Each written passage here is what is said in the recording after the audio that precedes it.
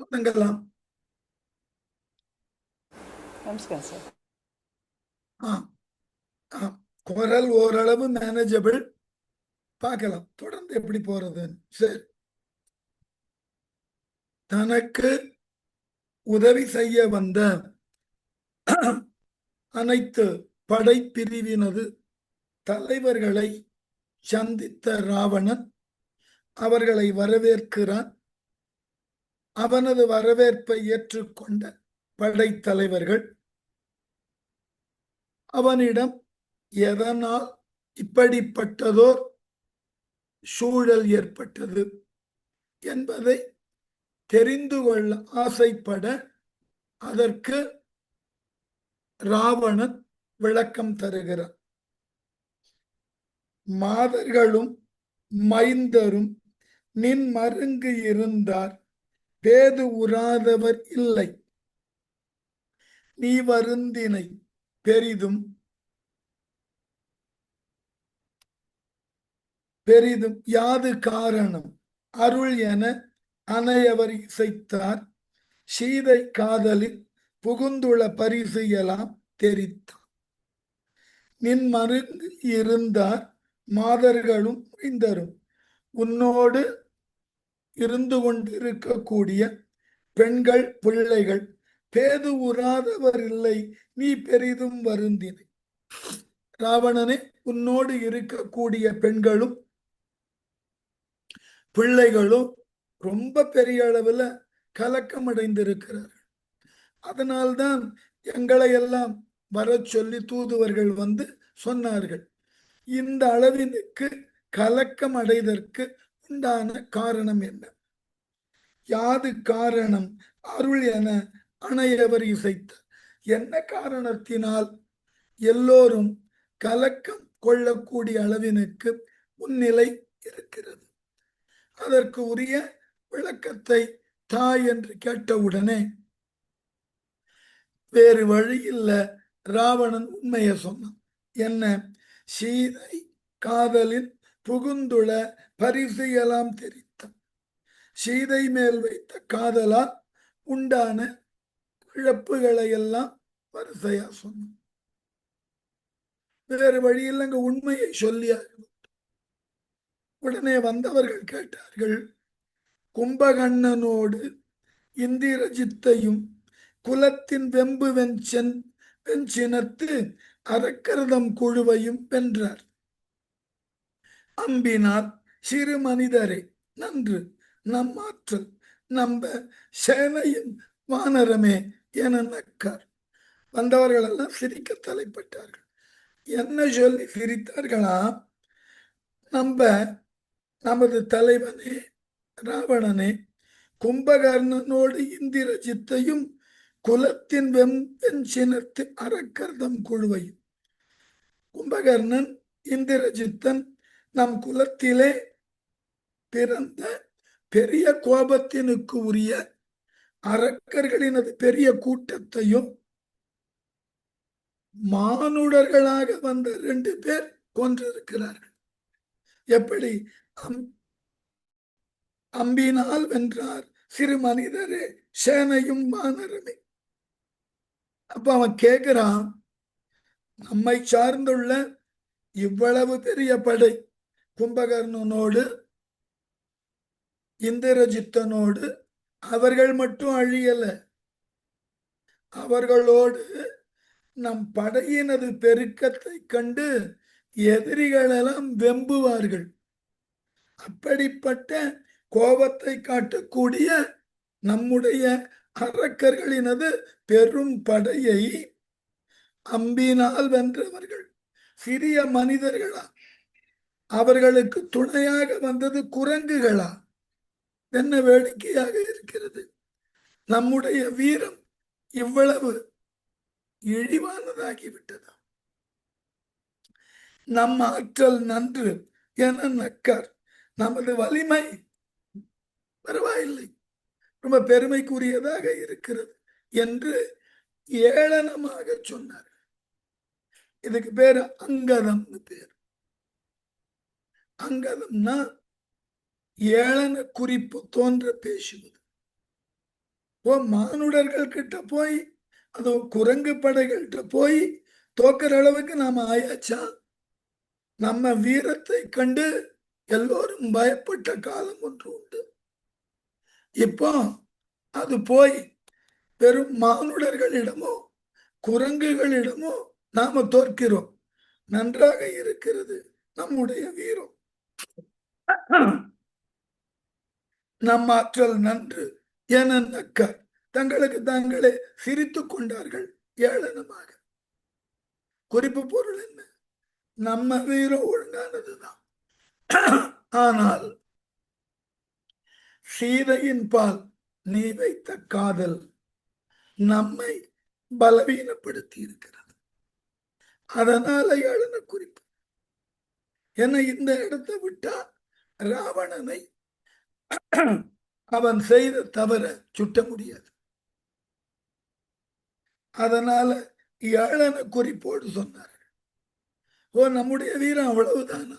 பரவாயில்லையே, முன்னெல்லாம் தேவர்களையே ஜெயிச்சிருக்கோம். இப்போ மானுடர்கள்ட்ட அதை விட ஒருபடி தாழ்ந்த வானரர்கள்ட்ட தோத்திருக்கிறோம். நன்றாக இருக்கிறது நம் வீரம். சொல்லி முடிச்சுட்டு உலகை சேடந்தன் உச்சி நின்று எடுக்க அன்று ஓர் ஏழ் மலையை வேரோடும் வாங்க அங்கையார் வாரி அலை கொள் வேலையை குடிக்க அன்று அழைத்தது மலரோடு இலைகள் கோதும் அக்குரங்கின் மேல் ஏவக்கொல் எம்மை. என்ன வீரம் இருக்கணும்! எவ்வளவு பெரிய வீரம் இருக்கும்! ராவணா, எங்களை எல்லாம் முன்பு நீ அழைத்த பொழுது ரொம்ப பெரிய பெரிய வேலைக்கெல்லாம் என்ன கூப்பிட்டு நாங்கள் உன்னோடு சேர்ந்து எந்த மாதிரி போர்களை செய்திருக்கிறோம் தெரியுமா?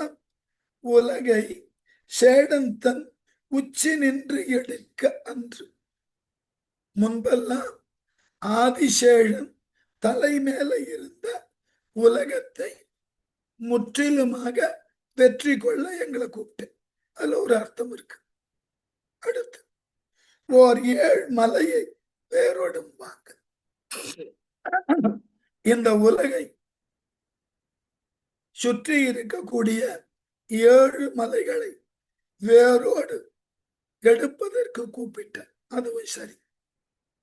அங்கையால் வாரி அலைகொள் வேலையை குடிக்க, எங்கள் கைகளினால் கடல்ல இருக்கக்கூடிய நீரை எல்லாம் குடிக்க கூப்பிட்ட.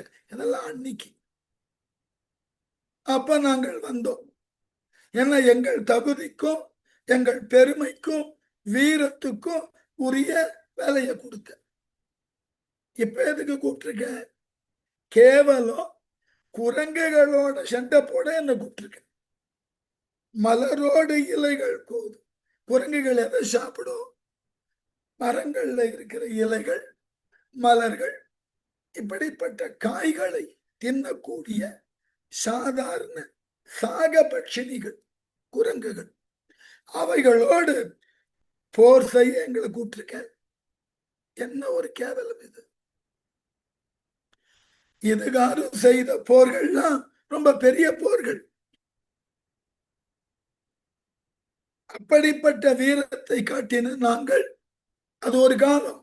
இப்போ கேவலம், இப்பொழுது கேவலம் குரங்குகளோடு போர் செய்வதற்கு எங்களை அழைத்திருக்கிறாயா? இது என்ன ஒரு அவமானகரமான செயல்! என்ன கையெறிந்து இடி உறும் ஏறு என நக்கு மின்னும் வாழியிற்று அறக்கரை அம் கையால் விலக்கி வன்னி என்பவன் புட்கர தீவுக்கு மன்னன் அன்னமானுடர் ஆர்வலியாவது என்று அறைந்தார். இது ஒரு அவமானம் இல்லையா? அந்த அரக்கர்கள் பகுதியில நின்று யோசிச்சு பாருங்க. இதுவரைக்கும் செய்த போர் எல்லாம் பெருமைக்குரிய போர்.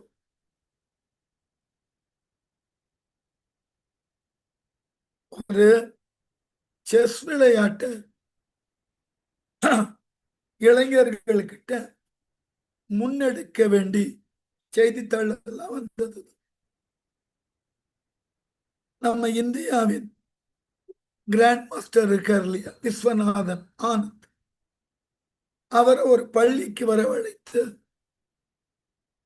யாருக்கெல்லாம் சதுரங்கத்தில் ஆர்வம் இருக்குமோ அத்துணை பள்ளி மாணவர்களுக்கும் ஒரு இருக்கை கொடுத்து ஒவ்வொருத்தர் முன்னாடி ஒரு சதுரங்க பலகையை வச்சு கிட்டத்தட்ட நூற்றுக்கணக்கானவர்கள் அந்த 100 பேரையும் விஸ்வநாதன் ஆனந்த் ஒருவனாகவே ஆடிக்கொண்டு வர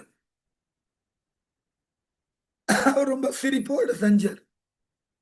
அதாவது ஒரு சர்வதேச அளவில் புகழ் வாய்ந்த ஒரு வீரர் ஒரு சாதாரண சதுரங்கத்தை இப்பொழுதுதான் கற்றுக்கொண்டிருக்கக்கூடிய சிறார்களோடு ஆட சொன்ன எப்படி இருக்கும்?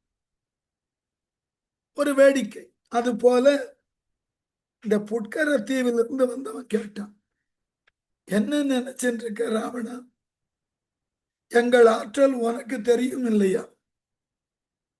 இப்படி எங்களை போய் ஒரு சாதாரண மக்களோடு அதுவும் வானரங்களோடு போர் செய்யன்னு சொன்னா எங்க தகுதி என்ன ஆகிறது? எவ்வளவு கஷ்டம் கேட்கிற பாருங்க. என்ன கையெறிந்து இடி உறும் ஏறு என நக்கு. ராவணன் சொல்லி முடிச்சதுக்கு அப்புறம் இந்த வீரர்கள் கை சிரிச்சதோட கையை கொட்டி கொண்டு இடி இடிப்பது போல சிரித்தார்கள். தங்களினுடைய அவமானத்தை தங்கள் கைத்தட்டலின் மூலமாகவும் சிரிப்பின் மூலமாகவும் காட்டினார். சிரித்து மின்னும் வாழையிற்று அறக்கரை அம் கையால் விளக்கி எல்லா அரக்கர்களும் சிரிக்க மின்னலை போல ஒளிவிடக்கூடிய பற்களை கொண்டுள்ள அந்த அரக்கர்களை எல்லாம் அமைதிப்படுத்தினான். யாரு? அமைதிப்படுத்தி புட்கர தீவுக்கு மன்னன் வன்னி என்பது புஷ்கரம் தீவிலிருந்து வந்த அரக்கர் கூட்ட தலைவன் பேரு வன்னி. அவன் சொன்னான், அன்னமானுடர் யார் வலியாது என்று அறைந்தான். அந்த மானுடர்கள் யார்? அவர்களினது வலிமை எத்தகையது? அத சொல்லு. இதுதான் போர்க்களத்துக்கு உரியதான அழகு. என்ன அழகுன்னா, ராவணன் அழைத்தான், வந்தாச்சு. ஆனால் ராவணன் போருக்கு வா என்றால் யாரோட போர் செய்ய போர் அது தெரியணும். தேவையில்லாமல் ராவணன் அழைச்சிருக்க மாட்டான். வந்தாச்சு. வந்ததன் பிறகு சிரித்து பயனில்லை. புட்கர தீவில் இருக்கிறவன் தெளிவாயிட்டான். ஏதோ ஒரு பெரிய இக்கட்ல ராவணன் இருக்கான். அதனால்தான் எல்லோரையும் அழைத்திருக்கிறான். எதிர்க்க வேண்டியது வானரர்கள், சரி, மானுடர்கள். அவர்கள் ஆற்றல் என்ன? இல்லை என்றால் ராவணன் கூப்பிட்டிருக்க மாட்டான். முதல்ல அதை சிரிச்சது போதும். நம்ம ஏளனமாக ராவணன் நினைக்கல, அவனால செய்ய முடியல. ஏற்கனவே கும்பகர்ணன் போயாச்சு, இந்திரஜித்தன் போயாச்சு. ராவணனை சார்ந்தவர்கள் எல்லாம் கவலையோடு இருக்கிறார்கள். அப்ப ஏதோ பெரிய அளவில் அவனுக்கு ஒரு ஆபத்து. என்ன? எதிரியின் பலம் என்ன? அந்த மானுடர்கள் யார்? இத ராவணன் சொன்னான்னா தப்பா போய். இத ராவணன் சொன்னான்னா அவமானமா போயிடும். இத்துணை படைகளுக்கும் அச்சம் தரக்கூடிய அளவில் இருந்தவன் ராவணன். அப்போ இப்போ தனக்கு அச்சம் இருக்கிறதுன்னு சொல்லிட்டான்னா ராவணன் பேர்ல இருந்த மரியாதை போயிடும். அதனால மால்யவான் பேச ஆரம்பிச்சான். மால்யவான் ராவணனை காட்டிலும் மூத்தவன். ராவணனுக்கு மாமன் முறை. அப்போ ஒரு பிதாமக நிலையில் இருக்கு. அவனால் ஒன்று விளக்கப்படுகிறதுன்னா அவன் அனுபவம் எல்லாருக்கும் புரியும். அவன் பேச ஆரம்பிச்சான். நான் ரொம்ப ரசிக்கிற இடம் இது. என்ன காரணம்னா, எதிரியை முறையாக மதிப்பீடு செய்ய. இந்த கோவை மாவட்டத்தில் ஒரு வார்த்தையை சொல்லுவோம், இந்த மசன் ஒரு வேலையில இறங்கிடக்கூடாதுன்னு. நம்ம பலம் என்னன்னு தெரியாம, எதிரியோட பலம் என்னன்னு தெரியாம முட்டாள்தனமா இறங்கிட்டோன்னா ரொம்ப கஷ்டம். எல்லா இடத்துலயும் அப்படி ஒரு மிகப்பெரிய இக்கட்டே அதுதான். அதனால எதிரியினுடைய பலம் என்னன்னு அந்த புட்கர தீவில் இருந்த வன்னி என்கின்ற அரக்கர் குல தலைவன் கேட்ட உடனே ராவணன் எப்படி சொல்லுவான்? தான் வாங்கின தோல்வி எல்லாம் சொல்லுவான். சொல்ல முடியுமா? சொல்ல ஆரம்பிச்சான்னா வேற விதமா பிரச்சனை போகும். முதல்ல ஒருத்தனை இழந்த போது கூப்பிட்டுருக்கலாம் இல்ல, எங்களை ஏன் கூப்பிடல? இந்த மாதிரியான வினாக்கள் வரும். நாம நினைக்கிறோம் போர் என்பது ரொம்ப எளிது இல்ல. ஏதோ ராணுவ தளவாடங்கள் இருக்கு, வீரம் இருக்கு, ஆற்றல் இருக்கு, எதிரியை தாக்கலாம். இல்லை, நீங்கள் என்னதான் போர் செய்தாலும் உங்களால் செய்யப்படக்கூடிய போர்ல ஒரு நியாயம் இருக்கணும். அந்த நியாயம்தான் உங்களை வெல்ல வைக்கும். இதுதான் நம்முடைய புராணங்கள் காட்டின செய்தி. நான் அடிக்கடி மேற்கோள சொல்றது இதுதான். பாரத யுத்தத்துல 11 அக்ரோனி துரியோதனனுக்கு, தருமனுக்கு 7 அக்ரோனி.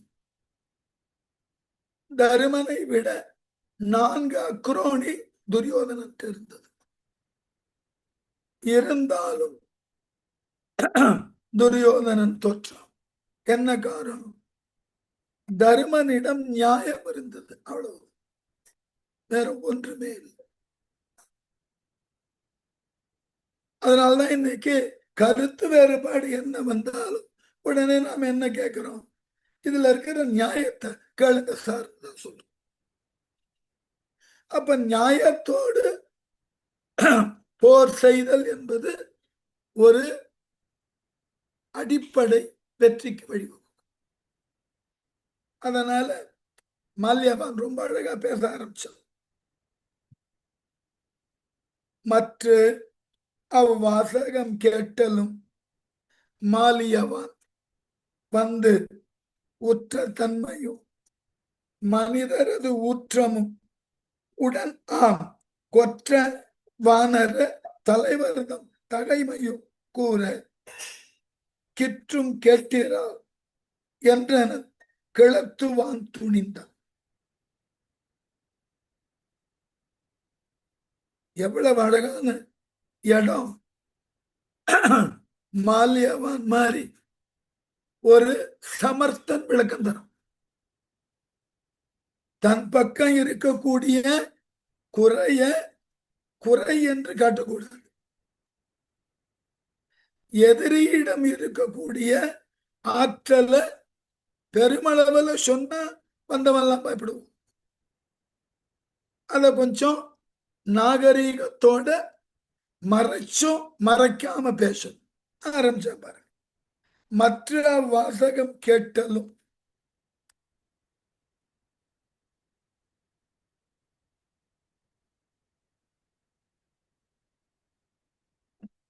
மற்ற அவ்வாசகம் கேட்டலும் மால்யவான் வந்து இந்த வன்னி என்கின்ற புஷ்கரத்தீவின் மன்னன் கேட்ட உடனே மால்யவான் முன்னாடி வரான். வந்து உற்ற தன்மையும் மனிதரது ஊற்றம் இதுகாரோ நடந்துள்ள போரினுடைய தன்மை முடிவுகள் எல்லாம் சொன்னான். மனிதர்களது வலிமை, ராம லக்குவர்கள் அவர்களினது வில்லாற்றலை சொன்னான். உடனாம் கொற்ற வானர தலைவர் தம் தகைமை, அம்மனிதரோடு வந்துள்ள வெற்றி பொருந்திய வானர படைகளின் தலைவர்தம் பெருமை கூற கிற்றும் கேட்டிரால் சொல்லும் வல்லமை உடைய கேட்பீர்களாக. நாங்கள் பார்த்த அளவுல சொல்றோம். ராம லக்குவனது வீரம், வில்லாற்றல், வானர படைகளின் தலைவனான சுக்ரீவன், அங்கதன், ஜாம்பவான், நீலன், ஹனுமன் எல்லார பத்தியும் சொல்றேன் கேளு. எங்கிருந்து ஆரம்பிக்கிறான் பாருங்க. மால்யவான் எவ்வளவு புத்திசாலி. இந்த அழிவு அரக்கர்களை ராமனோ லக்குவனோ அழிக்க தொடங்கியது இலங்கையில இல்லை. அப்பதான் ராவணன் தப்ப மறைக்க முடியும். அரக்கர்களை ராம லக்குவர்கள் அழிக்க தொடங்கின இடம் எங்க தெரியுமா? தண்டகாரண்யவனத்திலிருந்து ஆரம்பிக்கிறோம். அங்கதான் விராதனையும் கபந்தனையும் கொண்டு முதல்ல அந்த செய்தியை சொன்ன. அவர்கள் வந்துள்ள நோக்கம் உலகத்துல இருக்கக்கூடிய அரக்கர்களை எல்லாம் அழிக்கிறது. அவ்வளவுதான். ஏதோ நம்ம கிட்ட மட்டும் வந்து போர் செய்ய வரல, வரிசையா போர் செய்து கொண்டே வரும். வழியில எதிர்பட்ட அரக்கர்களை எல்லாம் கொன்று கொண்டே வரும். அதனால ஏதோ நம்ம கிட்ட மட்டும்தான் போர் செய்யணும், நாம ஏதோ தப்பு செய்தோம் அதனால் அப்படியெல்லாம் இல்லை.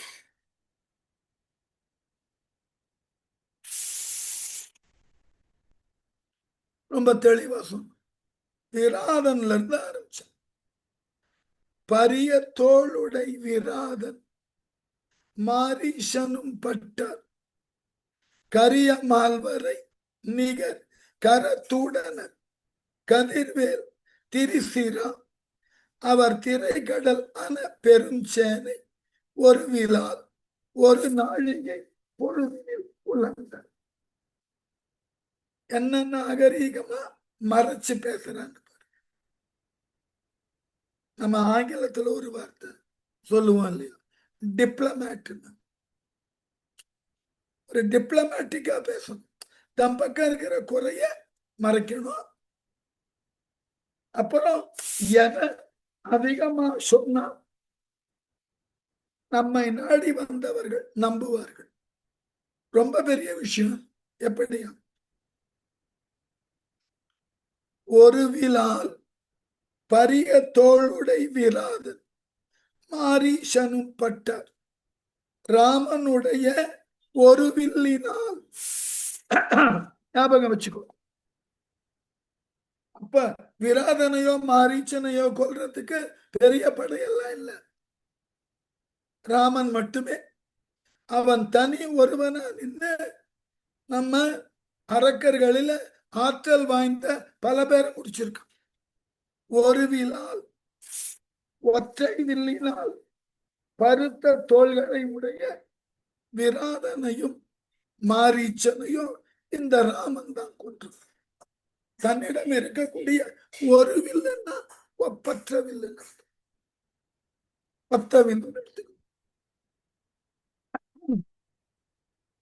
கரிய மால்வரை மிக கரத்தூடன கதிர்வேல் திரிசிறு சூர்ப நகைக்கு உதவ வந்த கரிய பெரிய மலையை போன்ற கரனும் தூஷணனும் ஒளி பொருந்திய வேல்படையை கொண்டுள்ள திரிசரசு 3 தலைமுறை. இவர்களை கொன்றதோ ராமன் தான். படையெல்லாம் கிடையாது.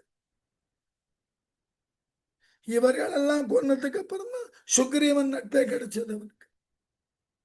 அதனால தனி மனிதனாவே இத்தனை பேரை முடிச்சுட்டான் ராமன். அவர் திரைக்கடலான பெருஞ்சாலை ராமன் லக்ஷ்மணனை அவர்களோடு வந்துள்ள கடலை போன்ற பெரிய படை ஒரு நாழிகை பொழுதில் யாருடைய கரன் திரிசர தூஷணன் இவர்களோடு வந்த கடல் போன்ற பெரிய படையை ராமன் ஒரு நாழிகை பொழுதில் அழைத்திருக்கு. எப்படி? ஆகவே வானரங்கள் என்ன செய்ய போகின்றன? அடுத்தது என்ன செய்தன அது இனிமே. ஆனால் ராமன் தனி ஒருவனாக நின்று இவ்வளவு பேராட்சி பெரிய அரக்கற்படையை முடித்திருக்கிறார். ஞாபகம் வச்சுக்கோ. அவனுடைய ஒப்பற்றவில் அது கொண்டு எவ்வளவு பெரிய வீரர்களை அவர்களை சார்ந்த பெரிய படையை அழிச்சுட்டான். ஞாபகம் வச்சுக்கோ. அதுக்கப்புறம் என்னாச்சு? ஆழி அன்ன நீர் அறிவீர் அன்று கடல் அனைத்தும் ஊழி கால் என கடப்பவன் வாலி என்போனை 7 குன்றம் எடுக்குறும் மிடுக்கனை இந்நாள் பாழி மார்பு அகம் பிளந்து உயிர் குடித்தது ஓர் பகை. வாலிய கொன்றதை மட்டும் ஒரு தனிப்பாட்டில் சொன்னான் கம்பன். அங்க 5 அரக்கர், விராதன், மாரீசன், கரன், திரிசரஸ், தூஷணன் அவர்களுடைய பெரிய படை. இந்த அத்தனையும் ராமனது ஒப்பற்ற அம்பு அழிச்சது ஒரு நாழிகை. ஆனா வாலிய அழிச்சத தனியா பேச. ஏன்? வாலியாலதான் ராவணன் தோற்றம் இல்லையா? வாலி ராவணனை வென்றவன். ராவணனை வென்ற வாலிய ராமன் ஒற்றை அம்பினால் கொன்றிருக்கிறார். அப்ப இது ஒன்னே போதும் ராவணன் பயப்படுத்த. எப்படியா? ஆழி அன்ன நீர் அரிதீர் அன்று கடலை போன்று ஊழி காலத்துல தோன்றும் தீ போன்று பெரிய சேனையோடு வந்திருக்கக்கூடிய மன்னனே, உட்கரத்தீவின் மன்னனே,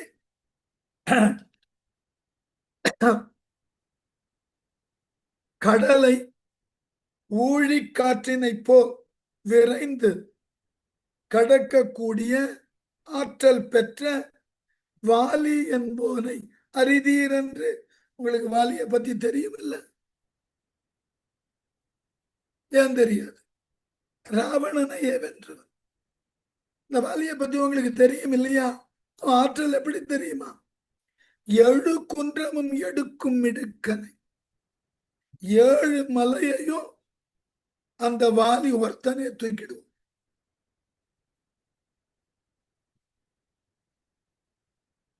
அவ்வளவு பெரிய ஆற்றல் உடையவனை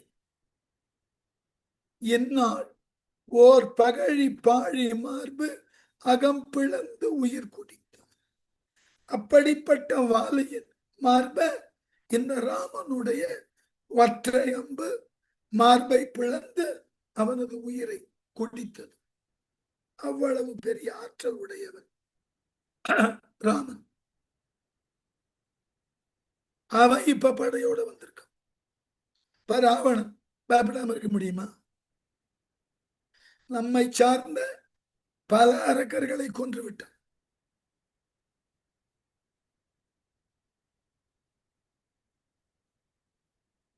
பாழினாக்க பறந்துபட்டது, பெரியது. பாழினாக்க அகன்றது, பெரியதுன்னு அர்த்தம்.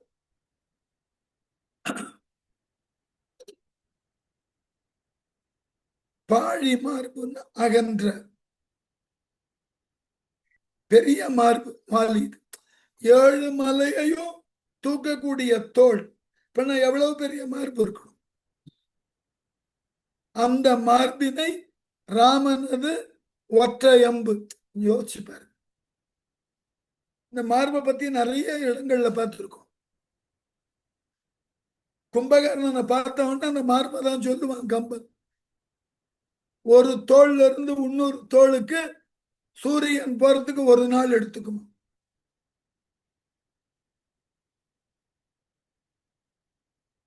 அவ்வளவு பெரிய மார்பு. அந்த மார்பினுடைய பெருக்கம் தான். இப்ப நம்ம ஊர்ல கூட காவல்துறையில பணியாற்றணும்னா ஒடுங்கிய நிலையில் மார்பு, விரிந்த நிலையில் மார்புன்னு எடுக்கிறான்ல.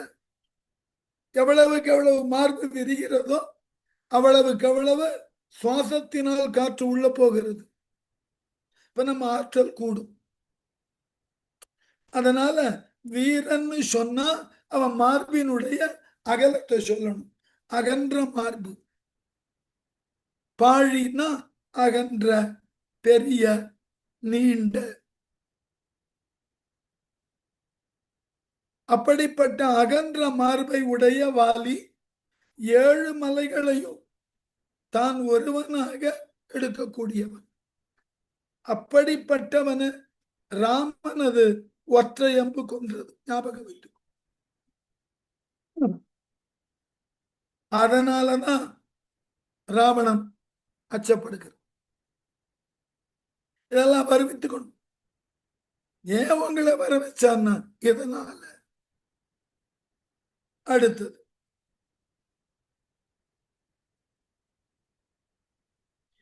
எங்கு நீர் வினாயதியன் எரி திரை பறவை அங்கு வெந்திலதோ சிறிது அறிந்ததும் இலீரோ கங்கை சூடி தன் கடுஞ்சிலை ஒடித்த அக்காலம் உங்கள் வான் செவி புகுந்திலதோ முழங்கு ஓதை. இன்னும் முன்னாடி போனா மால்யவன்.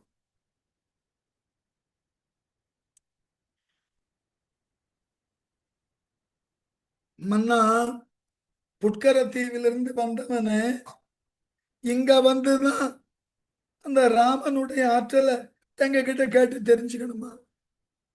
என்ன பைத்தியக்காரத்தனமா இருக்கு. ராமனோட ஆற்றல் உனக்கு தெரியாதா? நீர் இங்கு விநாயகன் அந்த 2 மனிதர்களை பற்றி இங்க எங்க கிட்ட என்ன கேள்வி கேட்கிற?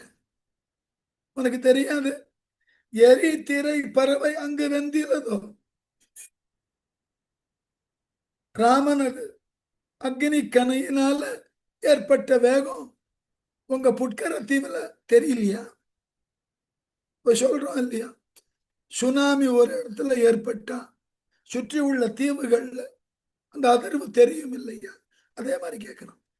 மல்லியவன் கடல்ல பாலம் கட்டுறதுக்கு கடுமையான கோபத்தோட அம்பை எய்தானே.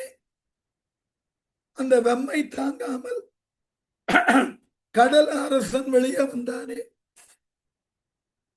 அப்ப ஏற்பட்ட சூடு உங்க தீவுக்கு தெரியலையா? தெரிஞ்சதில்ல. அப்புறம் என்ன கேள்வி? சிறிது அறிந்தும் இல்லையோ அது ராமனால் நிகழ்ந்தது என்பது உங்களுக்கு தெரியாது. அடுத்து கங்கை சூடி தன் கடுஞ்சிலை ஒடித்தாக்காலும் கங்கையை தலையிலே சூடியவனாகிய சிவபிரானை அவனது வில்ல ஜனகனுடைய அரண்மனையில ராமன் முடிச்சான் அல்லவா? அந்த சத்தம் உங்களுக்கு கேட்கல? சீதையை மணக்கும் பொருட்டு சிவதனுசுவை ஒடித்தானே ராமன்.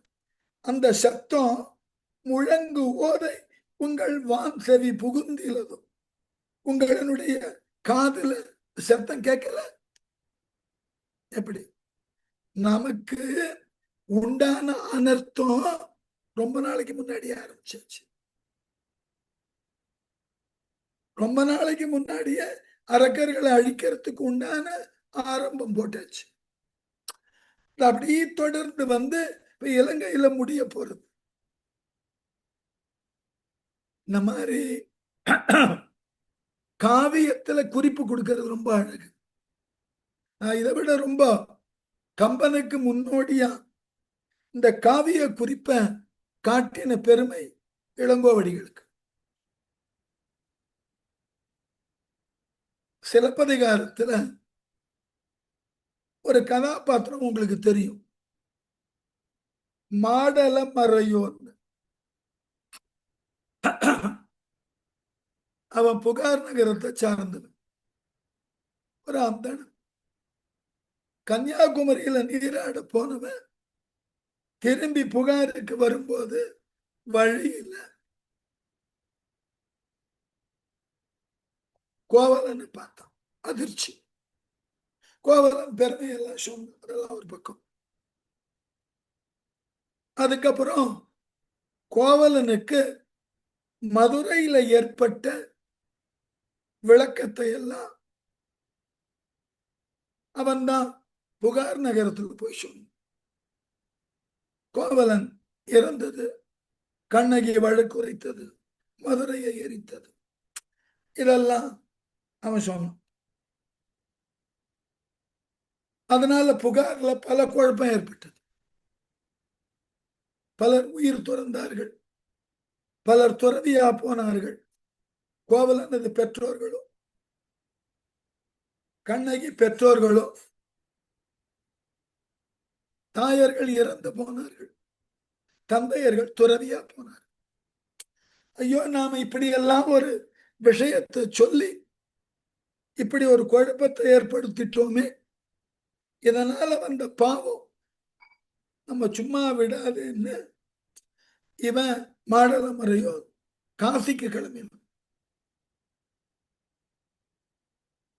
காசிக்கு போற வழியில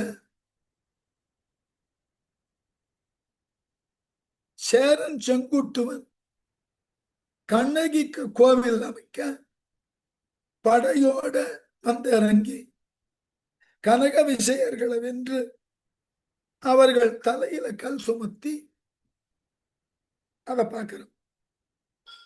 ஆகவே சேரன் செங்குட்டுவன் கிட்ட போய் சொன்னான், மாடல மறையோன், மாதவியினுடைய அரங்கேற்றம் கடைசியில கனக விஜய தலையில கல் சுமக்கிற அளவில் கொண்டு வந்து விட்டதா.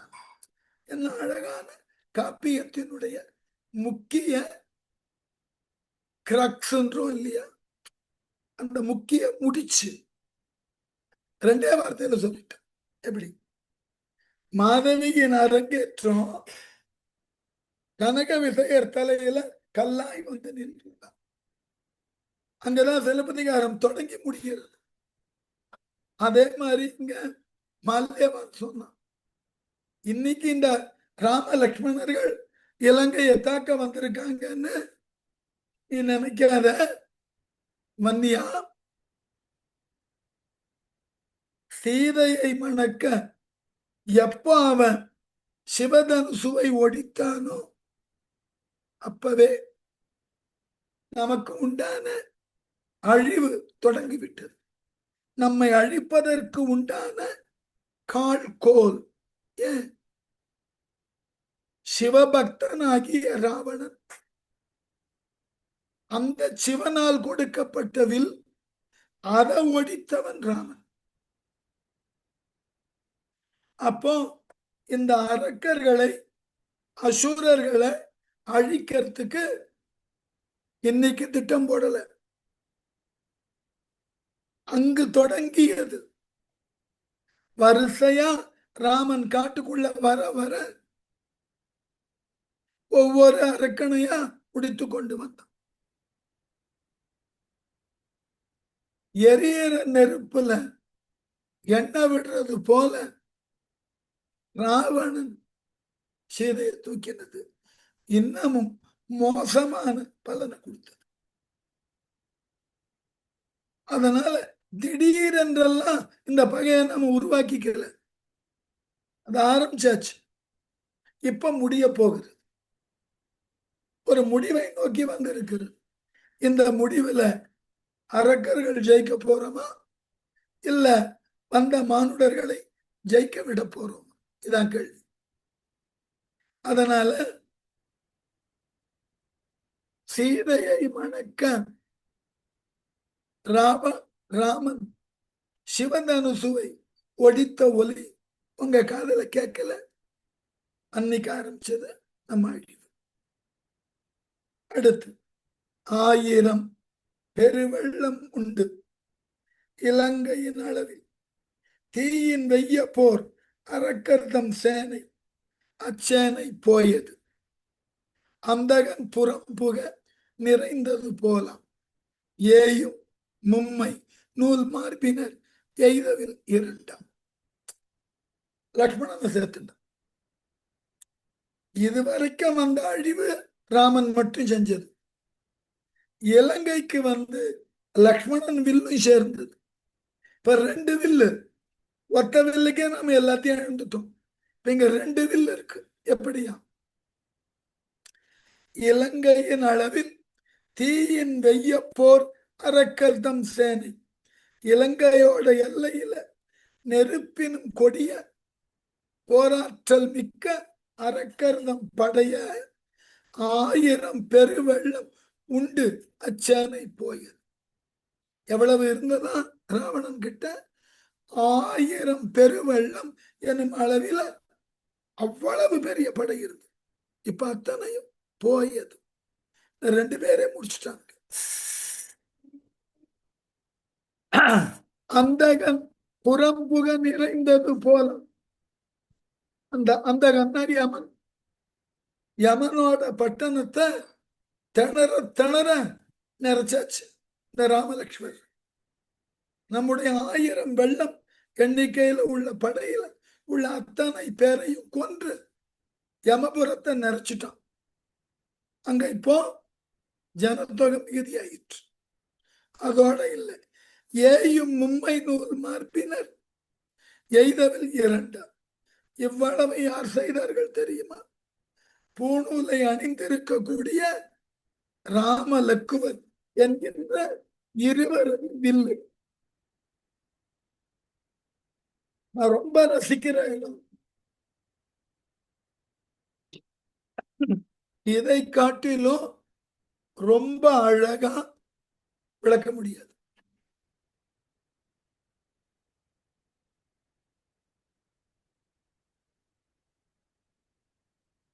ராமனது ஒற்றை வில்லே வழியெல்லாம் அழிச்சாச்சு. இலங்கையில லக்ஷ்மண வில்லும் சேர்ந்தது. 1000 வெள்ளம் சேனை அழிச்சாச்சு. அதனால நம்ம சேனை மட்டும் அழியல, தலை சிறந்த வீரர்கள் பலர் போயாச்சு. யாரெல்லாம்? கொற்ற வெஞ்சிலை கும்பகண்ணனும் நுங்கள் கோமான் பெற்ற மைந்தரும் பிரகத்தன் முதலிய பிறரும் மற்றை வீரரும் இந்திரஜித்தோடு மடிந்தார். இற்றை நாள் வரை யானும் மற்ற இவனுமே இருந்தும். போதுமா? கொற்ற வெஞ்சிலை கும்பகர்ணனும் வெற்றியை எந்நாளும் தனக்கே உரியதாக பெற்றிருந்த கும்பகர்ணன் போயிட்டான். கொடிய வில்லை உடையவன் அவன் போனான். நுங்கள் கோமான் பெற்ற மைந்தர், ராவணன் பெற்ற பிள்ளைகளாகிய அக்ஷயகுமரன் போன்ற பிள்ளைகள் போனார்கள். பிரகத்தன் முதலிய பிறரும் பிரகத்தன் போன்று இருக்கக்கூடிய ஆற்றல் வாய்ந்த படைத்தலைவர்கள் போனார்கள். மற்ற வீரரும் இந்திரஜித்தோடு மடிந்தார். எஞ்சி இருக்கக்கூடிய எல்லா வீரர்களும் இந்திரஜித்தோடைய சேர்ந்து போயாச்சு. இப்ப எஞ்சி இருப்பது நானும் ராவணனும் தான். யானும் மற்ற இவனுமே இருந்து இப்போ உயிரோட இருக்கிறது நானும் ராவணனும் தான். மற்ற எல்லோரையும் அவர்கள் முடித்து விட்டார்கள். என்ன பண்ணலாம்? இதான் சிக்கல். இதை எப்படி தீர்ப்பது? அதனாலதான் உங்களை அழைச்சோம். மூலத்தானை என்று உண்டு, அது மும்மை 100 அமைந்த கூலச்சேனையின் வெள்ளம்.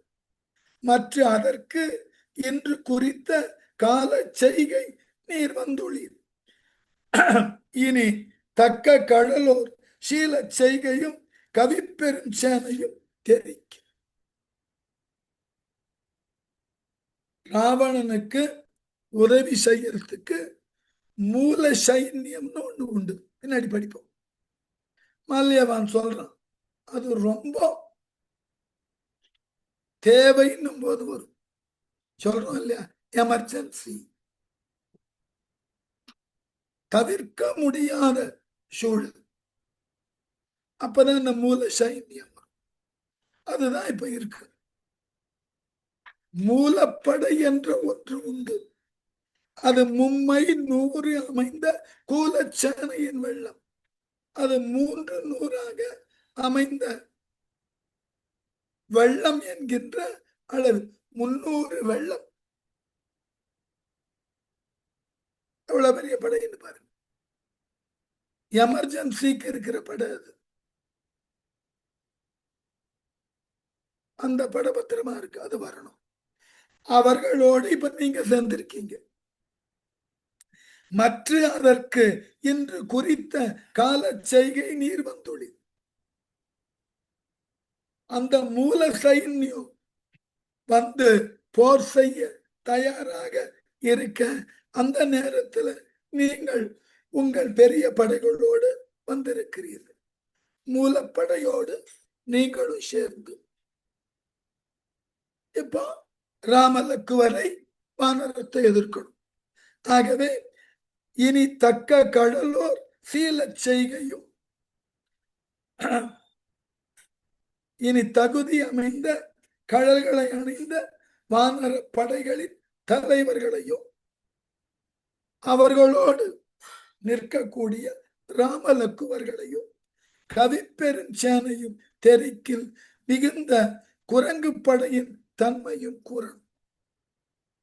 ராமலக்ஷ்மணன் சொல்லிட்ட. இப்ப நீங்கள்லாம் மூல சைன்யத்தோட பெரும் படையோட வந்திருக்கிறீர்கள். அப்போ உங்களினுடைய படை பிரிவு பெருசுதான். 300 வெள்ளம் மூல சைன்யம், அதனோட நீங்கள் பெருவெள்ளமாக வந்திருக்கிறீர்கள். இப்போ உங்களை எதிர்க்கக்கூடிய வானர படைகளின் அளவை சொல்லும். அது எவ்வளவு பெரியது தெரியுமா?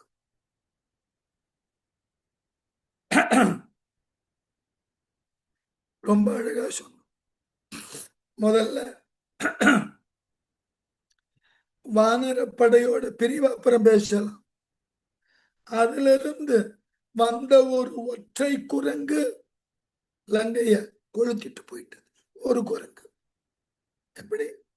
ஒரு குரங்கு வந்து இலங்கையை மலங்கு எரியூட்டி திருகு வெஞ்சினத்து அக்கனை நிலத்தொடும் தேய்த்து பொருது தூது உரைத்து ஏகியது. அரக்கியர் புலம்ப கருது சேனையா கடலையும் கடலையும் கடந்து. எவ்வளவு வேகமா சொல்றேன் பாருங்க. ஒரு குரங்கு ஹனுமன். ஹனுமன் தனி ஒருவனாக வந்தான். இலங்கைக்கு மலங்கை எரியூட்டி. மலங்க கலங்குது. இலங்கைய கலங்கி போச்சு. இது போன்றதாகிய அழிவு அவர்கள் பார்த்ததே இல்லை. ஒற்றை குரங்காய் வந்து இலங்கை முழுவதும் நெருப்பினுக்கு இரையாக்கி திருகி வெஞ்சினத்து அக்கனை நிலத்தொடும் தேய்த்து. மாறுபட்ட கோபமுடைய அக்க குமரன் ராவணனோட பையன். அவனை நிலத்தோட வச்சு தேய்ச்சிட்டது. உரு தெரியாமல் அழித்தது. அனுமன் எனும் குரங்கு பொருது தூதுரைத்து அரக்கியர் புலம்பு. அசோகவனத்துல எல்லாரோடையும் சண்டை போட்டு ராவணனை நேரில் பார்த்து நான் ராமன் தூதுவன் என்று சொல்லி ராவணனை அச்சுறுத்தி இதை பார்த்து அரக்கியர்கள் எல்லாம் புலம்பினார்கள். இது போன்றதாகிய ஒரு அவல நிலை இலங்கைக்கு வந்ததே இல்லை என்று. அப்படிப்பட்ட நிலையில கருது சேனையாம் கடலையும் கடலையும் கடந்து ஏகிய அப்படிப்பட்ட அந்த ஒற்றை குரங்கு எவ்வளவையும் செஞ்சுட்டு நம்ம கடல் போன்ற சேனையையும் இந்த கடலையும் கடந்து போச்சு. எப்படி வந்ததே ஆச்சரியம். பெரிய அழிவினை செய்து கடல் போன்ற நம்ம படையையும் அழிச்சது. இந்த கடலையும் தாண்டி போயிட்டு இப்ப வந்திருக்கு பெரிய படையோடு. ஒரு குரங்கே இந்த ஆற்றலோட இருக்குன்னா பெரிய குரங்கு படையே வந்திருக்குன்னா என்ன ஆகிறது என்பதாக மால்யமா தொடர்ந்து சொல்லுகிறார். அடுத்த வகுப்புல தொடரும்.